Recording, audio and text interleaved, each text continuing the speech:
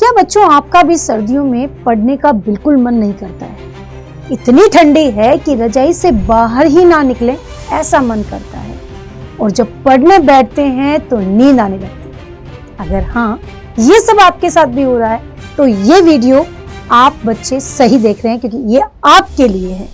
जहां पर सर्दियों में स्टडी पर जीरो फोकस होता है, आज मैं इस वीडियो में आपको वो टिप्स और ट्रिक्स बताने वाली हूँ जिससे जीरो फोकस स्टडी से आप 100% फोकस की ओर जा सकते हैं।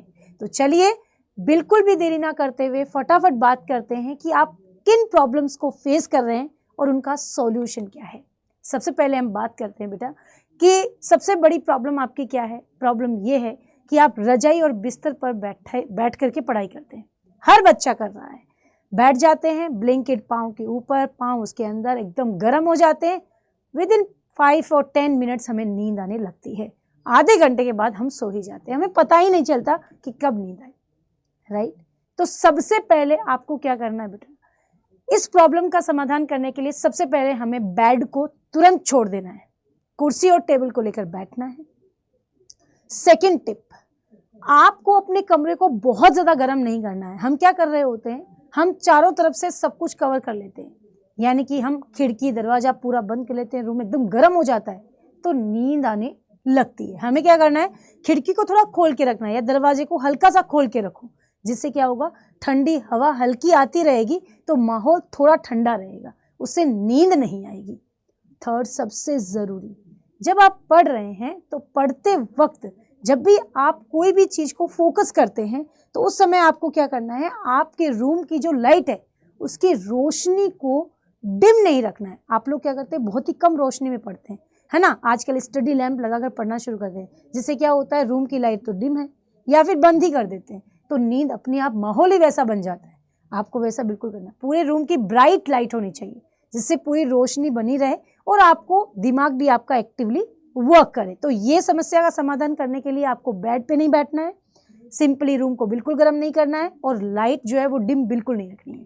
अगला पॉइंट आता है सबसे इंपॉर्टेंट, यहाँ पर भी अगर आप बच्चे भी इस प्रॉब्लम को फेस कर रहे हैं तो आप बच्चे जो हैं यहाँ पर वीडियो को पॉज करके कमेंट में जरूर लिखना कि हाँ मैम, लगातार पढ़ के हम भी जो है वो सुस्तिया जाते हैं, सुस्त होने लगते हैं और थक भी बहुत जाते हैं, राइट। जैसे 8-8 घंटे लगातार क्लासेस ले ली तो अब थकान हो गई। तो इसके लिए क्या कर सकते हैं, जब भी बेटा ऐसा कुछ लगता है तो सबसे इम्पॉर्टेंट बात है कि अपने को, जब भी ऐसा हम लगातार पढ़ाई कर रहे हैं तो उस समय हमें क्या करना है, पढ़ते वक्त 20 मिनट हमने पढ़ लिया, 20 मिनट के बाद में 5 मिनट का ब्रेक लेना है। 20 मिनट पढ़ाई के बाद में 5 मिनट का ब्रेक लो। 5 मिनट के ब्रेक में टहलो, गहरी सांस लो, पानी पियो, है ना, और उसके बाद में आराम से वापस आके अपनी सीट को पकड़ लो, राइट। ब्रेक में ये सब करना है, लेकिन ध्यान रहे ब्रेक के अंदर आप बिल्कुल भी फोन की तरफ नहीं जाएंगे। जरूरी है ये बात, सब बच्चे देखें ध्यान से, सुनना भी है कि फोन की तरफ बिल्कुल नहीं जाना, यही डिस्ट्रैक्शन है। फोन की तरफ चले गए तो 5 मिनट का 50 मिनट में कन्वर्ट हो जाएगा, पता ही नहीं चलेगा।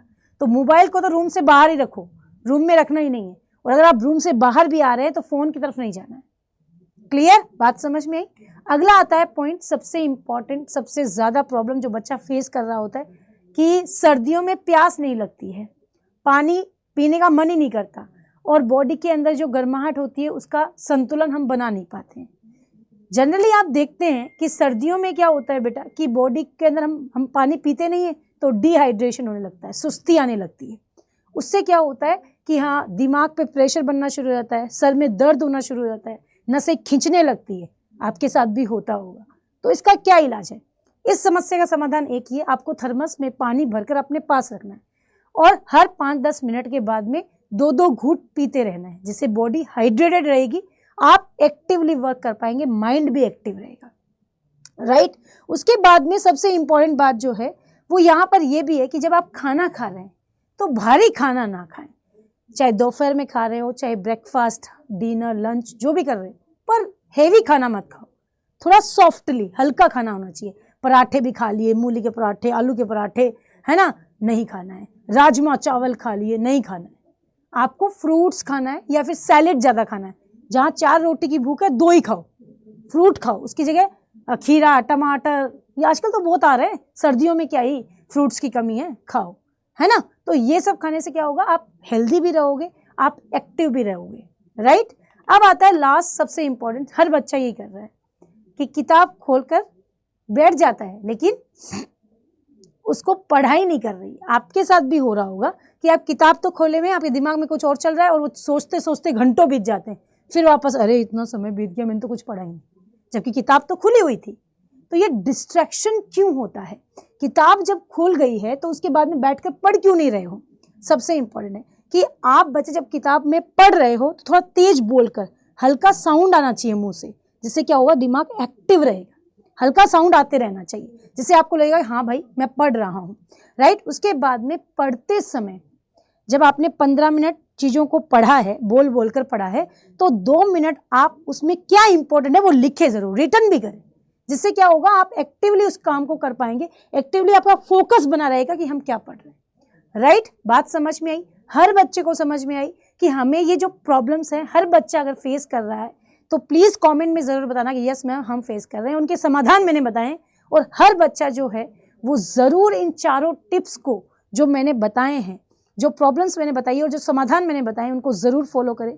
ये वीडियो आपके लिए कितना यूज़फुल है कमेंट्स में ज़रूर बता के जाना, और अगर ये वीडियो अच्छा लगा है तो वीडियो को लाइक ज़रूर करना, अपने दोस्तों के साथ ज़्यादा शेयर करना, ये प्रॉब्लम्स को जल्दी से जल्दी अपनी लाइफ में से हटाओ, और चाहे कोई भी कॉम्पिटिटिव एग्जाम हो उसको टॉप करो, और अपनी ड्रीम यूनिवर्सिटी बोर्ड एग्जाम है तो टॉप करो, राइट।